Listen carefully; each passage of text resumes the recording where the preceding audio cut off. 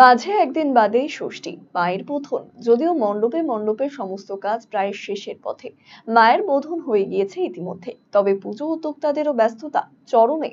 মণ্ডপ থেকে আলো এবং প্রতিমা সবেতেই দর্শনার্থীদের চমক দিতে দিনরাত এক করে কাজ করে চলেছেন শিল্পীরাও। কালিয়াগঞ্জের নজর কাড়া পুজোগুলির মধ্যে অন্যতম মধ্য আখানগর নবযুব শক্তি ক্লাব এবছর ৩৭তম বর্ষে পুজোর থিম নারী। কথা আছে যে রাধে সে চুলো বাঁধে। কারণ আজকের সমাজে নারীরা যে পুরুষের তুলনায় কোনো কাজেই পিছিয়ে নেই, পুরুষের সাথে কাঁধে কাঁধ মিলিয়ে এগিয়ে চলেছে মেয়েরাও, সে কথা তুলে ধরতেই এবারের থিম নারী। মণ্ডপ জুড়ে ফুটিয়ে তোলা হচ্ছে নানান চিত্র, যে চিত্র বুঝিয়ে দেবে আজকের যুগে নারী পুরুষ সমান, কোনো ভেদাভেদি নেই। এখানে মণ্ডপ যে আছে, এই মণ্ডপটাকে আমরা ডেকোরেশন করছি। কি ধরনের ডেকোরেশন করতেছো? ডেকোরেশনটা তোমার নারী শক্তির ওপর ভিত্তি করেই এই ডেকোরেশনটা করা হচ্ছে। আর আমরা এখানে নারীর বিভিন্ন রূপটাকে ফুটিয়ে তুলেছি, কারণ আজকালকার সমাজের পরিপ্রেক্ষিতে আমরা নারীকে শক্তিশালী প্রমাণ করতে চাচ্ছি যে নারীরাও অবলা নয়। আমরা আপাতত এই জায়গায় আমরা 4 জন মিলে কাজ করছি, কিন্তু আমরা স্যারের বাড়িতে মোট 5-7 জন মিলে কাজ করেছিলাম। এবার কি প্রথম দুর্গাপুজো কোনো মণ্ডপ তৈরি দায়িত্বে আছে তোমার নাকি? হ্যাঁ, এবার প্রথম এটা। কেমন লাগছে? খুব ভালো লাগছে। আগামী দিনে কি ভাবনা? আগামী দিনের ভাবনা, যদি আরও এভাবে মণ্ডপগুলো সাজাতে পারি তো আমাদের একটা এক্সাইটমেন্ট থাকে যে এই মণ্ডপ সাজাবো, সেই মণ্ডপ সাজাবো।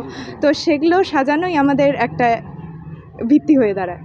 এটা হচ্ছে নারীদের নিয়েই আমার পরিকল্পনা। তো নারীদেরকে নিয়ে আমি কাজটা করেছি। আর আমার যে ছাত্রীরা তারাও নারী, তারা এই কাজটাতে আমাকে পুরোপুরিভাবে সম্পূর্ণভাবে হেল্প করেছে। যে কাজটা মাত্র 5 দিনের মধ্যে আমরা কাজটাকে কমপ্লিট আর কি।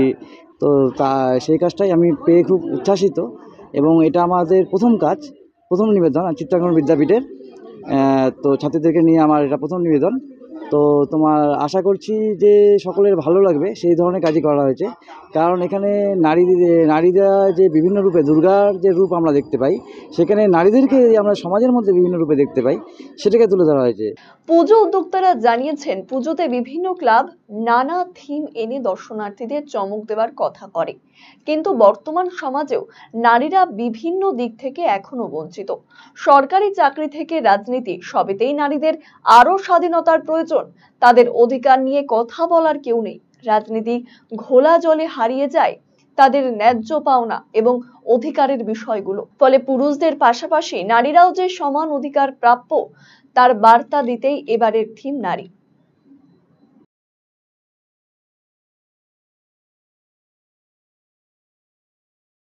আমরা এবার বিশেষ করে নারী শক্তি আন্দোলন, একটা নারীরা অবহেলিত, এরা ভবিষ্যতে যাতে আরও উন্নত হতে পারে, যার জন্য আমরা থিমের মাধ্যমে এবার আমাদের ক্লাবের ছেলেপেলেরা এটাই আমরা চেষ্টা দিচ্ছি আগামীতে যেন আমাদের আরও উন্নত হয়। দেখা যাচ্ছে এখানে মেয়েরাও কাজ করতেছে, কেন? বিশেষ করে আমরা যেহেতু নারী শক্তি আন্দোলনের একটা অংশ তুলে ধরছি থিমের মাধ্যমে, তো মেয়েরাই এখানে আর্ট বা তারাই চিত্র আর্ট করছে। ধীরে ধীরে তো এখন নারীরা সব জায়গাতেই তাদের অংশ নিতে পারছে। আইনের দিক দিয়েও আমরা দেখছি, তারপরে প্রশাসনের দিক দিয়েও দেখছি, সব দিক দিয়েই নারীরা আর উন্নত হচ্ছে।